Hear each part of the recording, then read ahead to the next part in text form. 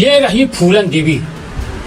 10 अगस्त 1963 को यूपी के जालौन जिले के गोरहा गांव के मल्लाह देवी दीन के घर में फूलन देवी ने जन्म लिया था। अपने माँ बाप के 6 बच्चों में फूलन दूसरे नंबर पर थी।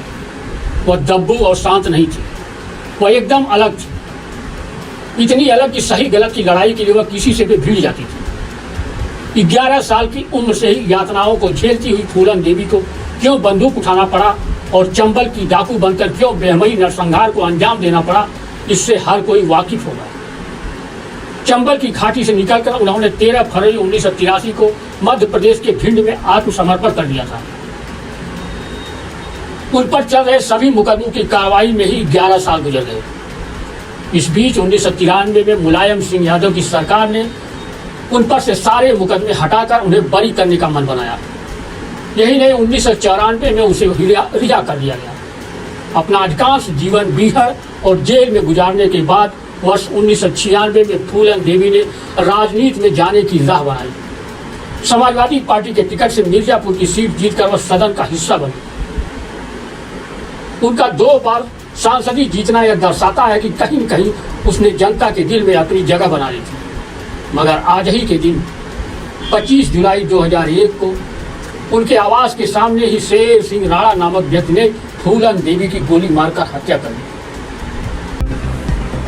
आज यानी 25 जुलाई को चंबल की रानी और पूर्व सांसद फूलन देवी की बरसी। इस मौके पर समाजवादी पार्टी के राष्ट्रीय अध्यक्ष अखिलेश यादव ने ट्वीट कर उन्हें श्रद्धांजलि दी। साथ ही सपा के लोग फूलन देवी की मां का आशीर्वाद लेते अखिलेश यादव का पुराना वीडियो भी वायरल कर रहे हैं।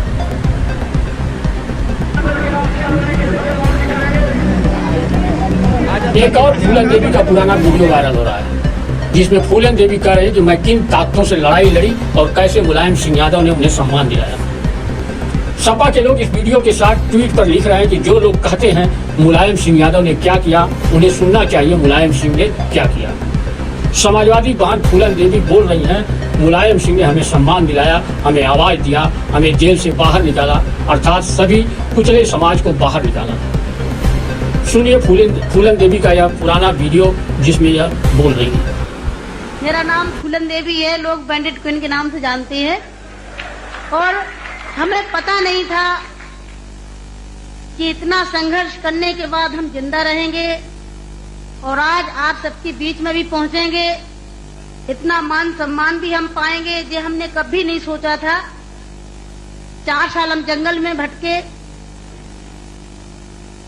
आपको पता होगा कि हमारे हिंदुस्तान में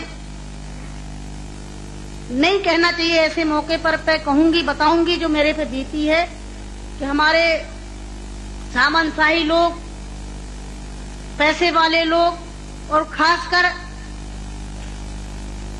मैं जात का नाम लूंगी तो लोग कहेंगे दुबई में जाके जात पुकारी रहेंगे। ऐसे ऊंची जाति के लोग जो जात पात को मानते हैं, हम जैसे गरीबों को, दलितों को, दबे कुचलों को, अल्पसंख्यकों को एकदम ये सोचते हैं कि कीड़े मकोड़े हैं, जो इंसान नहीं है। तो उन लोगों को मैंने बताया कि मैं इंसान हूँ, अगर हमें तुम मारोगे तो हम भी चुप नहीं बैठेंगे, हम भी जवाब देंगे। और इसलिए मैंने कई दफे सोचा कि मैं आत्महत्या कर लूं, मर जाऊं, पर मैंने सोचा कि मरती तो हजारों लड़कियां रोज हैं। बताओ, हमें डाकू के नाम से जानते हैं लोग, डाकू फूलन देवी डाकू। बताओ, मेरी 4 हाथ पैर हैं। कहते चम्मिल घाटी की है, चम्मिल घाटी की, चम्मिल घाटी मेरी माँ बाप है। अरे मैं माँ बाप से पैदा हुई हूँ, मेरा कसूर यही है कि मैं झोपड़ी में पैदा हुई, गरीब परिवार में पैदा हुई, दबी कुचली समाज में पैदा हुई, तो हमें जीने का अधिकार है नहीं। मेरे भाई और बहनों, मैंने कोई बुरा काम नहीं किया। मैं तो वहाँ भी मंच में बोलती हूँ, अब्बू भाई के साथ में तो कई सभाएं हुई हैं, बहुत बड़ी बड़ी सभाएं हुई हैं, कि मैंने कोई बुरा नहीं किया है। आपने सुना होगा, सुना का आप तो वहीं के सब रहने वाले हैं, कुछ हमारे भाई हैं यहाँ के, है कि एक सीता के कारण इतने बड़े जो रावण का आज तक पुतला फूंकते हैं, उसका यही कसूर था कि खाली एक औरत को उठा ले गया तो आज तक पुतला फूंकते हैं। मैंने क्या बुरा किया? मेरे साथ भी ऐसे रावणों ने अत्याचार किया, मैंने उन रावणों को जवाब दिया। फूलन देवी वो डाकू है, डाकू है। अरे वो तो माननीय मुलायम सिंह जी की देन है, नहीं नाम लेना चाहिए, जो आज हम समाज के अंदर खड़े हैं। और नहीं तो इतनी बड़ी साजिश रची थी, हमने कोई बुरा काम नहीं किया। जिन्होंने हमें सताया, हमें समाज में रहने लायक नहीं रखा, तो गुस्सा में इंसान अच्छा काम नहीं करता, गुस्सा में गलत ही करता है।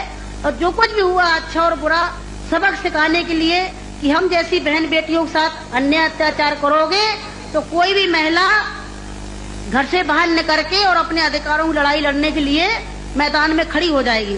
तो मेरे भाई और बहनों, हमें तो डाकू घोषित कर दिया। जब मैं चुनाव लड़ने जाती हूँ तो सब एक ही भाषण रहते हैं, किसी के और कोई भाषण नहीं रहते हैं। बताओ, मैं डाकू दिखाई देती हूँ? क्या होता डाकू है? तुमने हमें सताया, हमें लूटा पीटा। डाकू तो वो बेईमान जो हम जैसी महिलाओं को लूटती पीटते हैं। तो मेरे भाई और बहनों, 4 साल में जंगल में भटकी, 11 साल में जेल में रही, और जेल में भी हमें पागलों के साथ रखा गया था। अच्छी जगह नहीं रखा गया, जहीं पागल महिला थी पागल महिलाओं में रखा गया था। 11 साल तक हमें जेल में रखने के बाद कोर्ट में पेश नहीं करा गया, और जब जेल से छोड़े गए तो बहुत बड़ा हमारे हिंदुस्तान में तूफान आया कि इतनी बड़ी डाकू को छोड़ दिया गया, बहुत बड़ा अन्याय हुआ। बस आप सबका प्यार था, आशीर्वाद था, कुछ ऊपर वाले की भी दुआ थी जो आज आप सबके